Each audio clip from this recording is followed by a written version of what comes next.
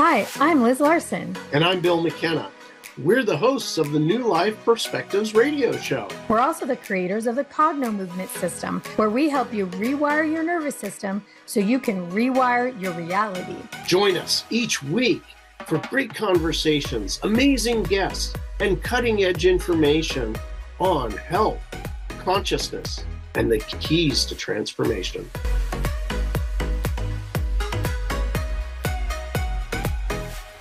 Hey everybody, welcome to the show. I'm Liz Larson and I'm here with my friend Bill McKenna. Hey Bill McKenna, thanks for being here today.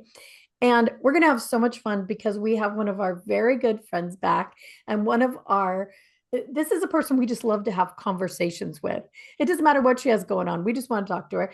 It is the lovely and famous Cyndi Dale. And today we have heard that we are going to be talking about quantum codes, quantum psychic surgery, and quantum codes. Who doesn't want to know all about that? So welcome, Cyndi. Thank you. I want to know all about that. And I've been working with them for a few months, and they're really miraculous. The two of you already help people create miracles for themselves. So this can be one extra, kind of little, vegetable to put into the soup too. We always love extra vegetables in the soup. Cyndi, when Liz says Cyndi's one of our favorite people to have on, or just to be around, Cyndi Dale, for all the people that is your first introduction to her, she has written, 30 books on energy systems. Like 40, isn't that horrible? Okay. 40, not 80, 40. 40 books, get this, 40 books on the chakras and your energy systems, and so many topics around it. She's really the world's most foremost authority on this. You can imagine what kind of research goes into creating 40 books on this subject. It is amazing. That's why it's so fun to just have a conversation about her. The unbelievable is commonplace with this one here, and so I can't wait to hear about what are these quantum codes. Did I get that right? Or what was it? Before we do that, let's have Cyndi tell the audience a little bit more about herself, because I would imagine, as UK Health Radio goes around the world, a lot of people may not have heard her name yet. So Cyndi, tell everybody that first, and then let's dive into those quantum codes. Okay, Cyndi Dale, I have somehow miraculously, that is a true miracle, while raising children, etc., and a grandchild now. Well, I'm not raising her, but I'm pretty much adopting her as mine. I've written 40 books on energy healing, energy medicine, intuition. I work with clients. I love teaching classes. I love science. I was so excited several years ago, decades ago. I was able to travel a lot, and I had a deep intuition that was really going online. So I was able to learn healing where there were real healers, let's put it that way. Indigenous communities, jungles, deserts, and the teaching of that and the acquiring of that knowledge and the cross-cultural perspectives begged the understanding of the science. So probably more than anything right now, Liz and Bill, I'm a science geek. I'm like, how does this come together? Where does spirit and science, mix? And of course, Einstein was like, yeah, it's all one and the same. We're just putting it together. It's just interlocking pieces. So that's my passion, is doing that.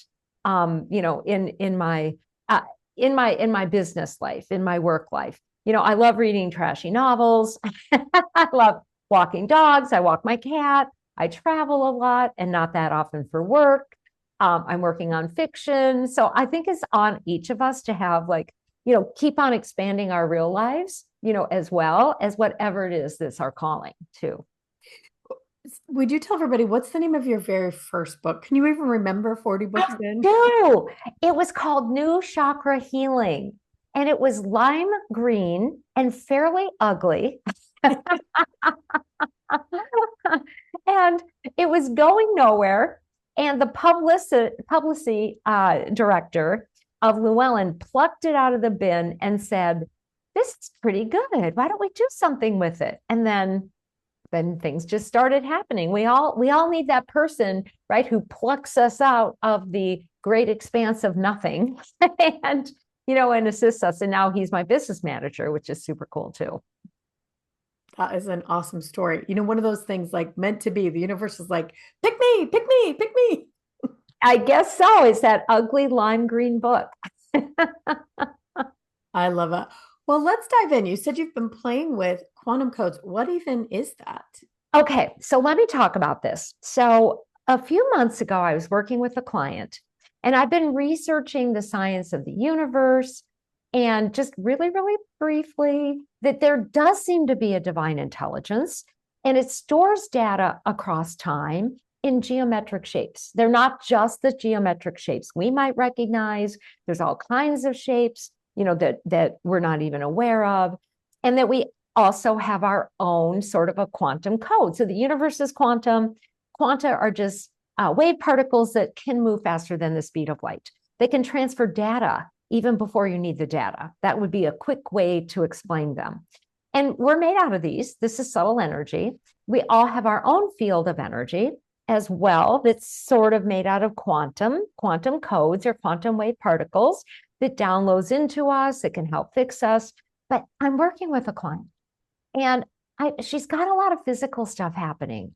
And I'm watching the universe clairvoyantly start over again for her. I don't know a better way to say it, but the consciousness, the caring of the universe created out of its own different codes, independent little bits and pieces of reality, a little here, and created an entire pattern, like a matrix. And I was like, that's customized for her. Maybe nobody else needs it exactly that way. Maybe nobody else needs that little red bit and that little yellow bit and that little tone. And it downloaded into her body. I like to work with dimensions with this. I wasn't at that time. And her neck fixed. It just fixed.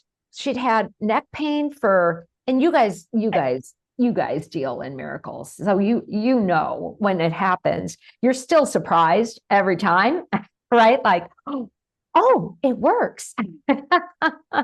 And her neck was just fine. And that set me off into researching. We're not just working with codes.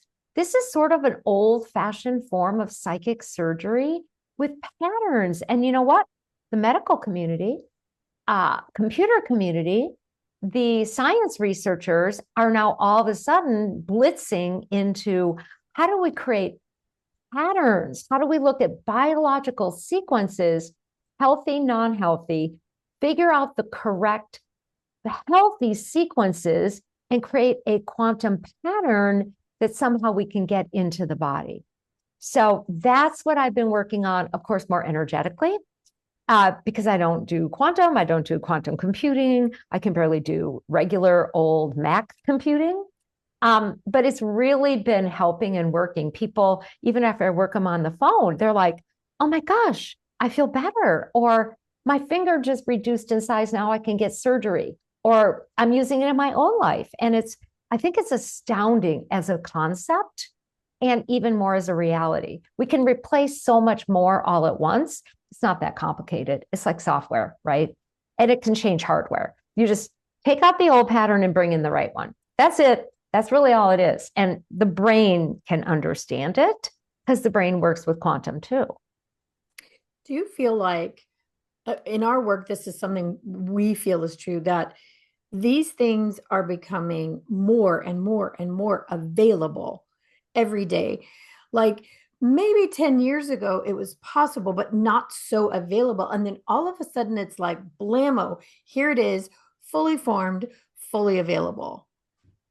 Yes, it's like download it and then we can inload it. That's the new word I'm using. Let's just inload it. Let's just inload it. Well, don't you think it's a compensation for what's happening in the world?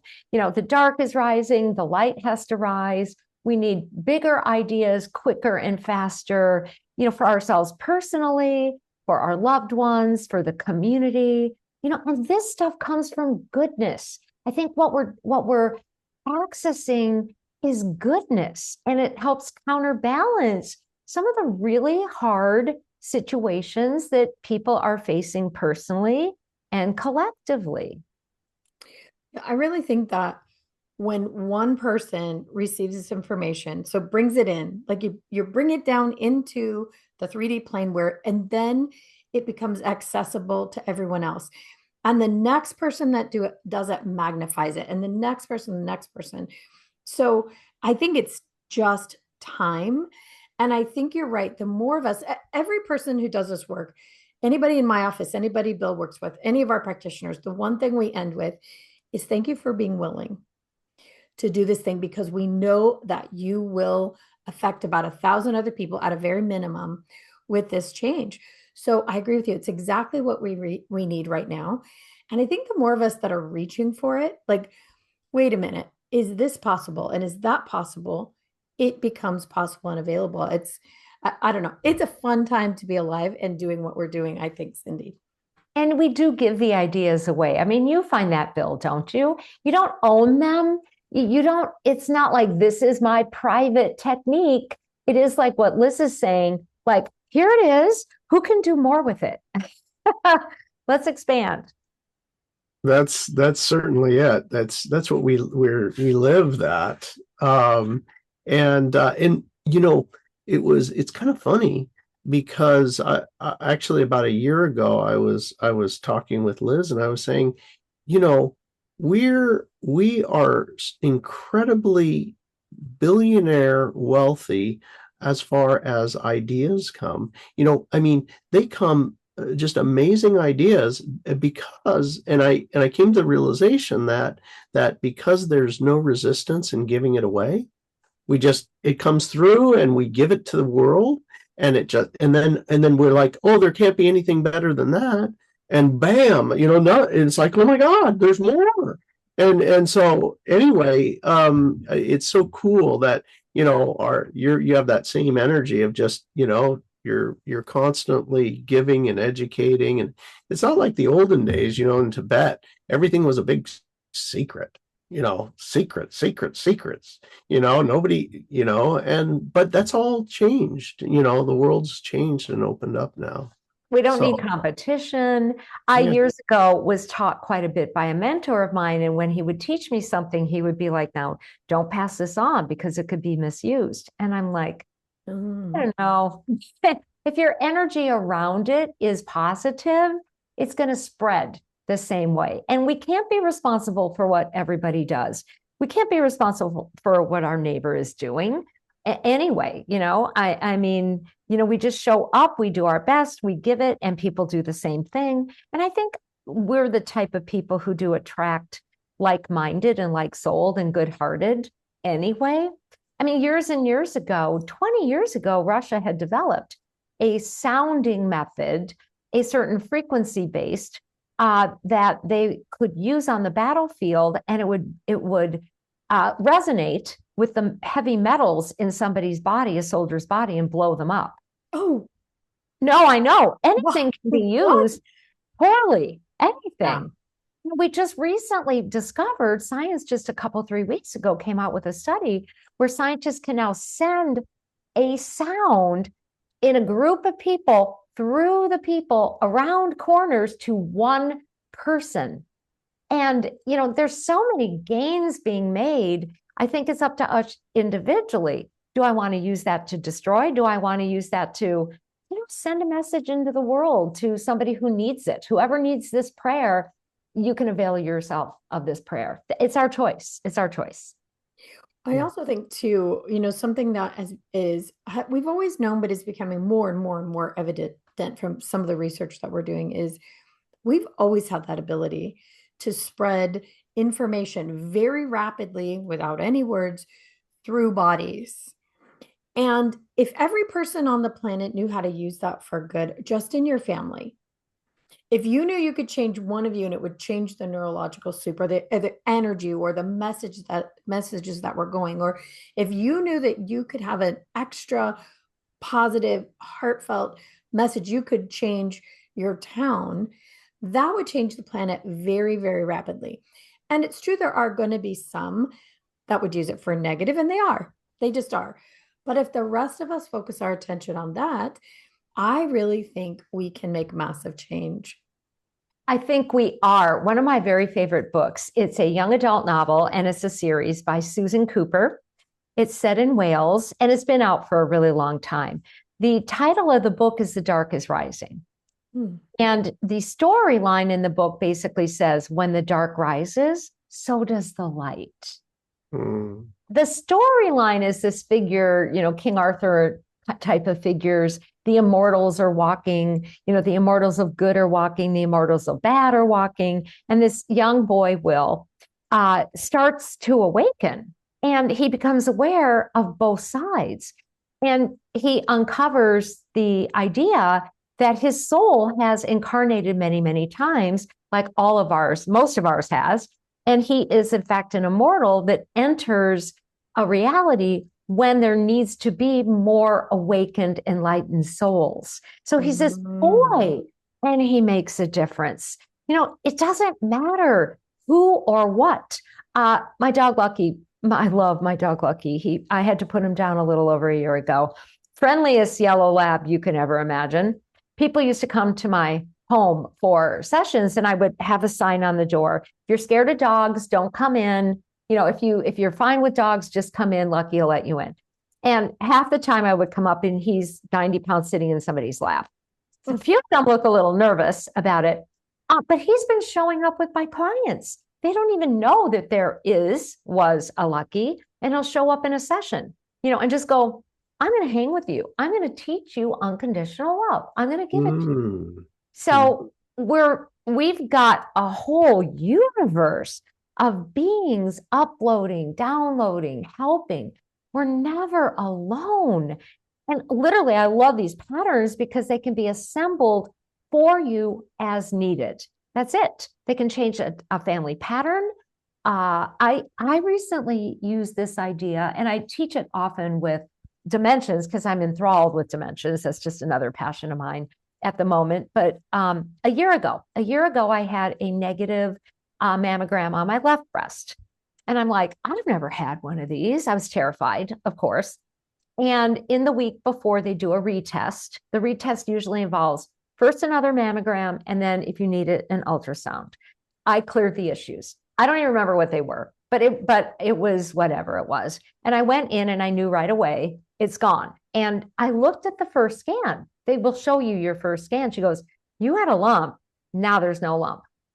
This year, I was like, I have two breasts. I know I'm going to get a negative. I know there's going to be a growth in the right breast because, you got two of the things. So I went in and there it was. There's a lump. I got called back and I went in and I did an enormous amount of healing work. I got signs from the universe, though. And I was very clear that I needed to have a long discussion with my youngest son, a male, and that what was in there was primarily emotional around a pain I had caused him, that I had caused him. I am his ancestor. We pass our issues down, right? So I don't remember the way the talk started, but pretty soon I'm crying, he's crying. He's remembering when he was 2.5 and he had to go to his dad's one night a week and all he wanted was his mommy.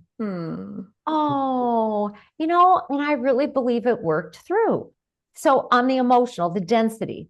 So the next day I worked on the quantum patterns and I just said, now I want the pattern. Now I just want the pattern. I've done my work. We have to sometimes do our piece, sometimes story, sometimes not. Brought it in, went to the scan.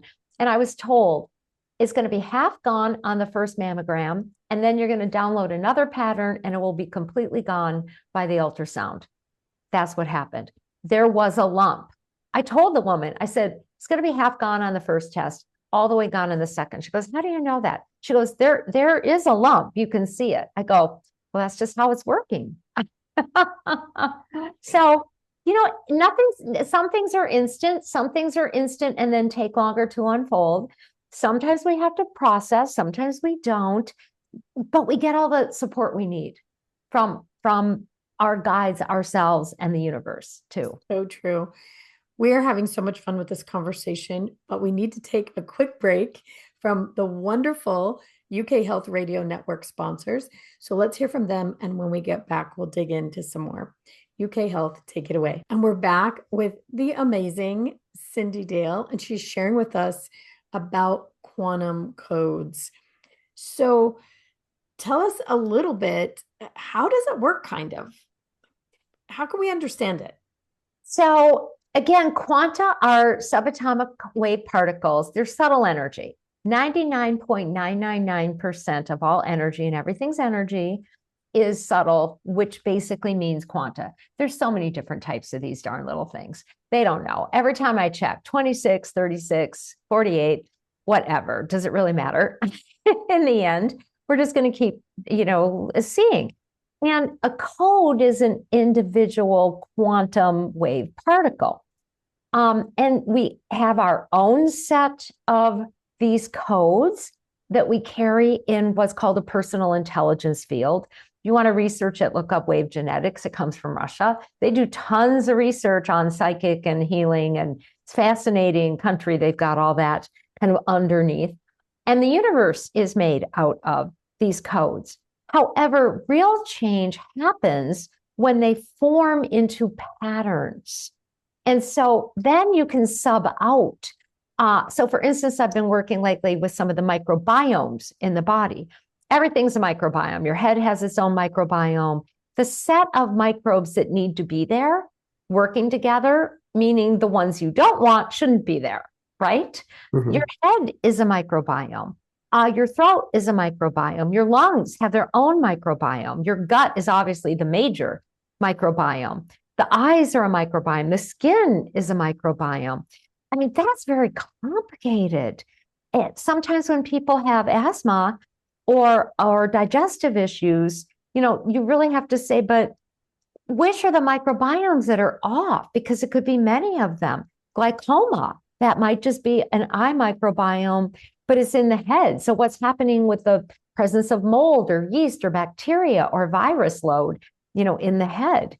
So I've been working with people's microbiomes, and I like to use the dimensions as doorways. So I'll add that, to substitute an entire pattern of the positive codes meshed together to really replace whatever's happening neurologically with the connective tissue, with the neurological is EMF, with the way that the sound is working in that part of the body, the DNA, the epigenome. It's layers and layers and layers. Emotions are often an underlying issue because they stop the functioning of what could be a healthy patterning in a part of the body.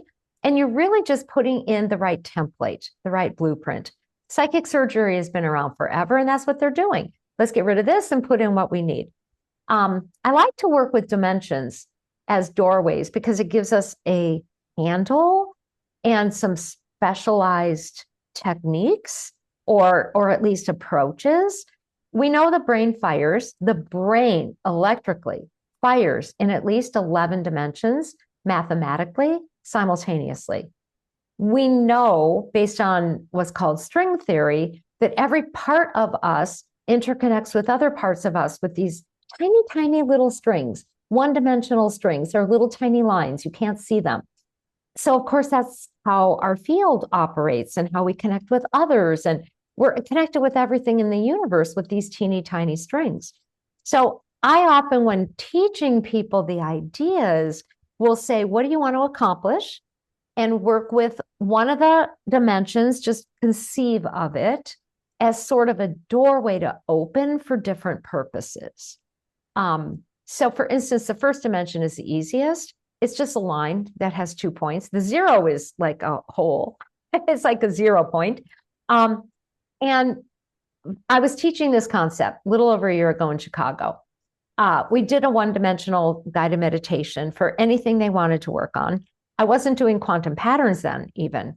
And this woman came up to me after, and she looked at me in the eyes, and she goes, do you see I'm looking at you in the eyes? I said, yeah. She goes, my entire life, I've never looked at anybody in the eyes. She said, I substituted out 2 points, make a line, building blocks. One of the building blocks in my system that was unhealthy for one that I needed. And I'm not scared of people. I can look at you in the eye. She had been said that she was on the spectrum. She goes, I don't feel that anymore. And it's been like that permanently for her since. So each dimension has a specialty, right? An arrangement that helps us work on certain types of issues, but it's sort of their doorways and just bring in the patterns. Let the patterns do the work. We don't have to do the work. The patterns can do the work. This is so interesting. You talked about the Russians and their research. And I have to go back to this because I can't quite remember his name, but the sixth man to walk on the moon, Mitch, he was the founder of Ions. Yes. He was the founder, Mitchell. Ed whatever. Thank you, Edgar Mitchell. Yeah. Edgar Mitchell. I watched an interview of his. It was the last interview that he did before he died. And he's sitting in his living room, and he's a scientist and an astronaut, sixth guy to walk on the moon, and it was a young kid interviewing him. The kid looked like 18, 19, something like that, and Edgar's there, and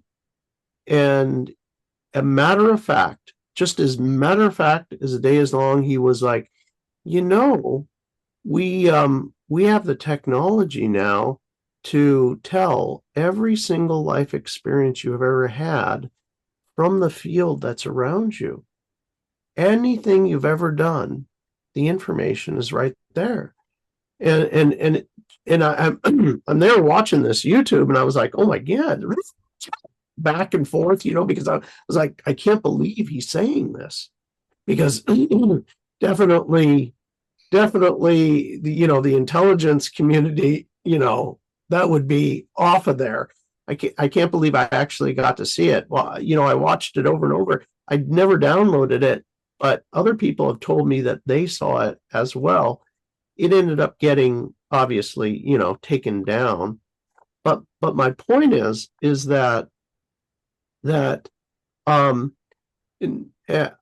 was research done back when they discovered the biofield, and they said the biofield was made up of two things, and that was energy and information. And this is I believe it was published in the National Institute of Health. But anyway, and then to hear Edgar Mitchell and what came out of his mouth, I was like, oh my God. So the interesting thing here is that you also have found that the Russians were working on this exact same thing. And so they have technology that they have mapped all this out, or tell us about their technology. Well, they have. And actually, I know of a company that's just starting to come out with a new technology that reads the biofield and can figure out exactly what food somebody should eat, what colors to wear. And it's a real technology in America too. We haven't seen it yet, but it's there and it's in development and it's working. So this one particular type of technology, and the Russians, they're brilliant when it comes to anything with psychic phenomenon or these energetics. The type of study is called wave genetics. And the man who brought it to the forefront, he has recently died not that long ago, Peter Garyaev, and he brought it forward from other research that was Russian research as well. So what he's determined is that here's your field. We do have a non-local quantum field. It's our own personal intelligence field, and it holds the key codes we need to be healthy that are supposedly inloaded. I love the word inloaded because it's just, I can visualize it, during preconception and conception into the DNA, into the epigenome. And he calls it linguistic patterning. He calls it linguistics, that it's light and sound, right? You could see it as images and or tones or sounds that's front loaded into us. And so, but it's not always activated. maybe it's supposed to get activated when we're 3 or 10 and certain events don't happen, or it gets corrupt, or we get other people's codes because it's called enmeshment in a family system, or they get, injured or damaged because of life and inheritance, etc. And so he really believed it was the key to DNA, because there is a Nobel Peace Prize winner who proved that DNA isn't about protein. I mean, I know when I grew up, it was all about amino acids and the little ladders and the amino acids, but it's not chemical. It's EMF. 97% of the job of DNA is to process EMF, electromagnetic activity, which is light. And then, of course, it can also respond to sound as well. So he used this linguistics. It was pretty coarse when he was working on it. They developed different machines, different practices. We don't need the machines. But for instance, he would, if somebody had a tumor, he would have them bring in a picture of them before they had the tumor. And he would put it in his machine and send the energy to the person, and the tumor would start disappearing. Because it's linguistics. You're just putting the right codes back in. He did the same thing with sounds. We don't need machines. I don't even think his machines are the important part. I think it's that he knew how to do it and knew you can transfer this energetically, because what exists, of course, energy is data and it vibrates. And there's consciousness. Consciousness directs energy. And we can make a decision with our consciousness. Do we want to use it conscientiously or just get what we want out of it, without have any sense, of what might happen, to it too.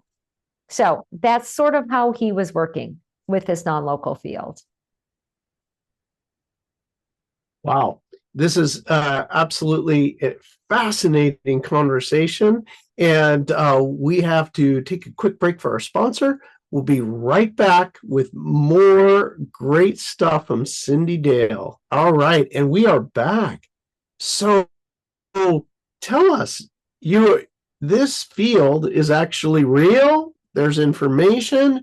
And more importantly, we can do something about it. And you're teaching people how to actually do this on their own. That was a great story about your friend that was able to look in other people's eyes after. Yes. And, you can look up James Oshman. He wrote a book, Energy Medicine, forever ago. Any tracking with him and his ideas and his co-research with others about the structure of the universe, how everything is about the biofield, how torsion fields exchange data between us and the universe and affect the water and the liquid crystals in us. And then Peter Gariev, G-A-R-I-A-E-V, whatever, you'll look it up. Russian wave genetics, with this. But the quantum patterns, dimensions, there's actually a lot of information about the dimensions out there, both as realities in the physical body and as consciousness spaces as well. But quantum patterns, that's just starting. I've done a fairly rigorous search for science and medical on quantum patterns. Most of it, but it is starting to be used for mapping biological sequences. So they can, again, develop in quantum computers patterns that can be registered or sent into the body to fix the sequences that are not working. It's fascinating. I mean, and what we get through most of our news media is just the tip of the iceberg. I mean, paralyzed people are starting to be able to walk because of electrodes. You have to have the electrodes in and, a conduction occurring. Somebody with ALS now with the right electrodes inside can actually communicate through a computer. We're just beginning. Those are really rudimentary practices, actually, because there is technology, I believe, already there for so many more advanced healing processes. And why it's not delivered? There's many answers to that. It comes down to money, right? Who's going to make the money on it? So right now, do it energetically. Use it with your consciousness.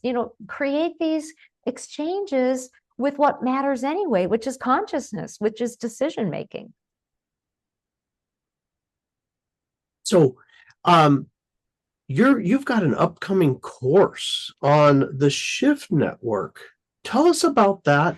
Tell us all about what are you going to teach?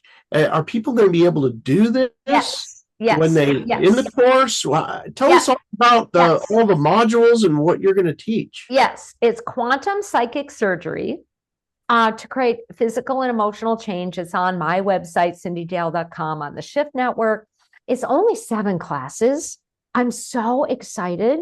And I am a math buff. I'm not good at it, but I'm a math buff researcher and science. So in every module, I'm going to give the brain what it needs to know that this is real. And we're going to go 1 dimension at a time through 7 dimensions, absolutely each module to change something that we want to change. So the first module is like, what is this? What are the tools? How is this possible? What are quantum patterns? How does the universe work? How does this field work? What's the first dimension? Which is changing out 1 building block. But you change out a building block that's causing cancer. And guess what? You can change you can change the conditions that are causing cancer in your body. You change out a building block of trauma, and guess what? Your trauma starts releasing and you become emotionally and physically healthier. So I'm going through each time one of the dimensions, lot with the second dimension of problem solving, increasing our intuitive gifts, our intuitive powers, etc. The third dimension is very physical structure. How about if we work on our spine, our joints, our structures, even our monetary structures? Fourth dimension is time and space, where it all sort of collapses. And so a lot of people have irritants, addictions, allergies, long-term problems because of what I would call interference. It's more in the energetic realm. Entities, dark forces, curses, stuff that's passed down, stuff is so hard to get rid of. I have story after story of the influence of those things. The best way to eliminate that, because it can last across time, is to do that through the 4th dimension.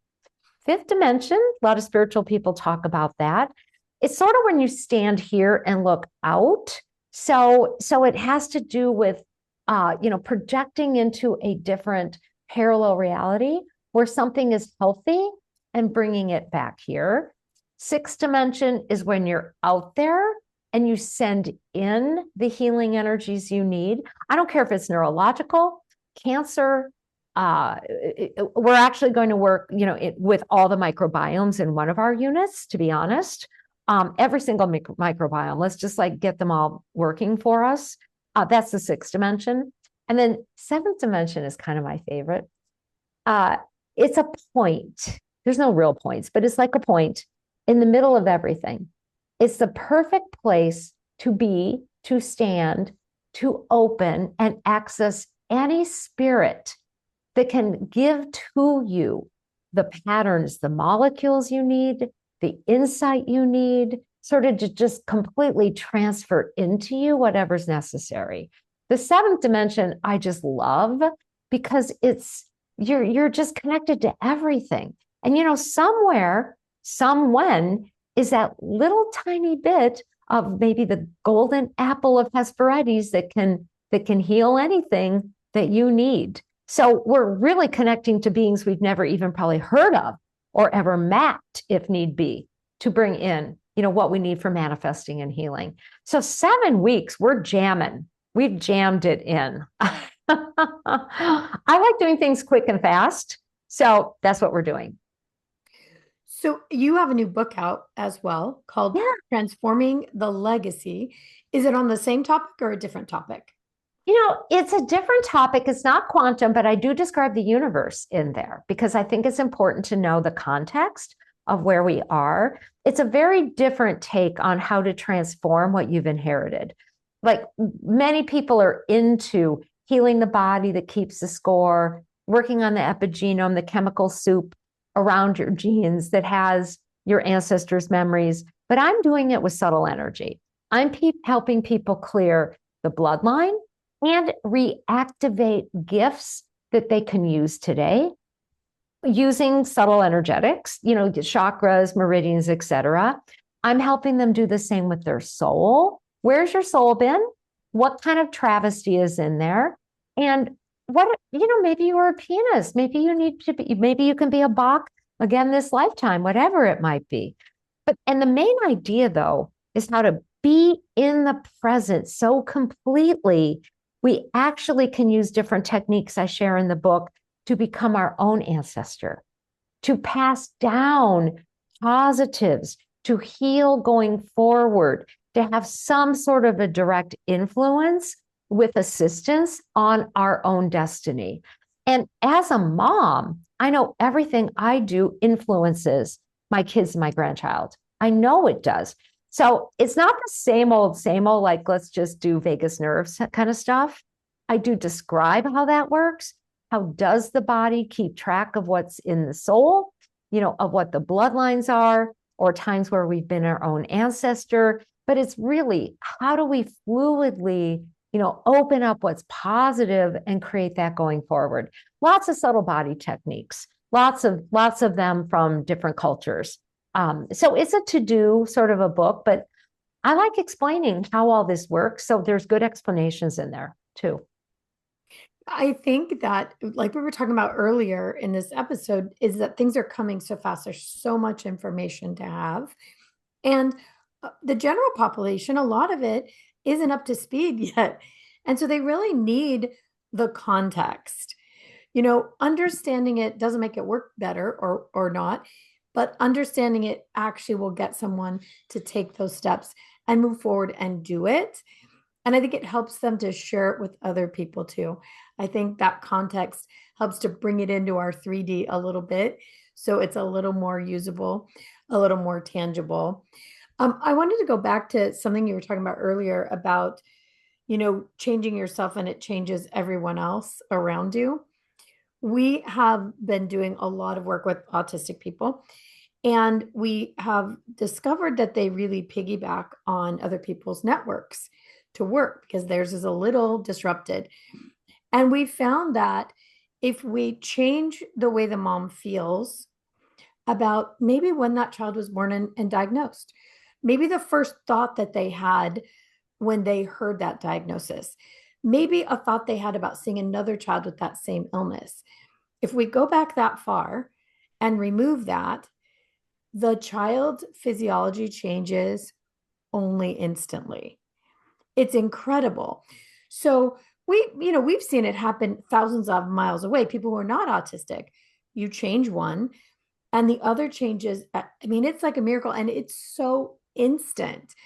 So these things that you're talking about are so available and so real, but it's about the how. How do you make that available so everybody can actually use it? And it sounds like that's what you're going to be doing in this upcoming class, right? Yes.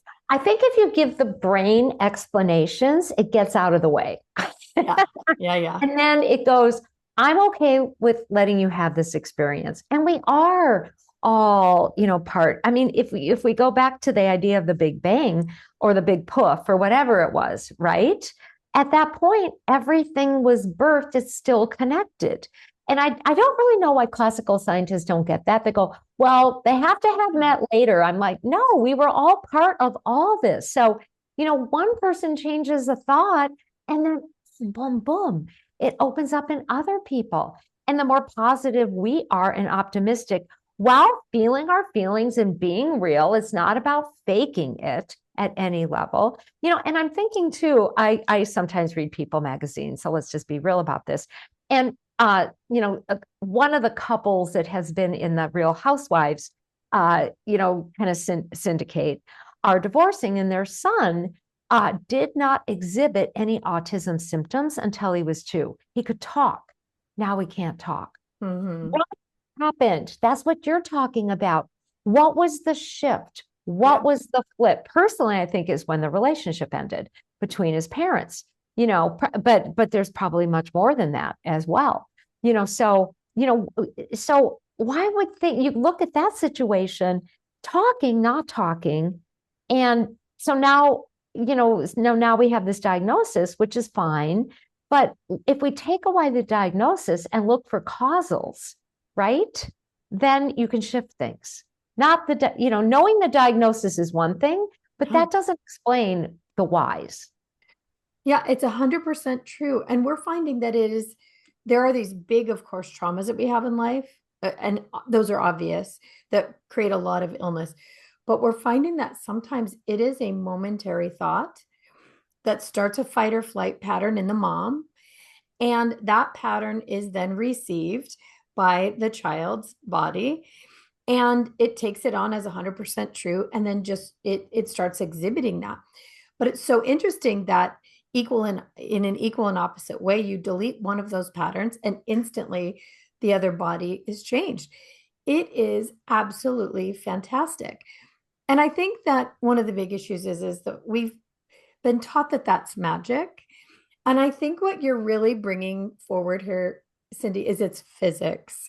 It's how our world works. So, actually, you guys, we are at the end of this episode. This has been so much fun. Bill and I want to just thank you so much for being here and thank you for bringing the light into the world that you do. Everybody, you can reach out to Cyndi Dale at CYNDIDALE.com to get her books, to get signed up for this course, and I'm sure a whole lot more. Get on her course. You won't be sorry. Any course with Cyndi is going to be mind expanding and life altering. Go get your ticket. It's an adventure. Yeah, that's what it's going to. I think it's just going to be a whole lot of fun. All right, you guys, thanks so much for this conversation. And everybody out there in UK Health Radio Land, until next time, be safe and be well.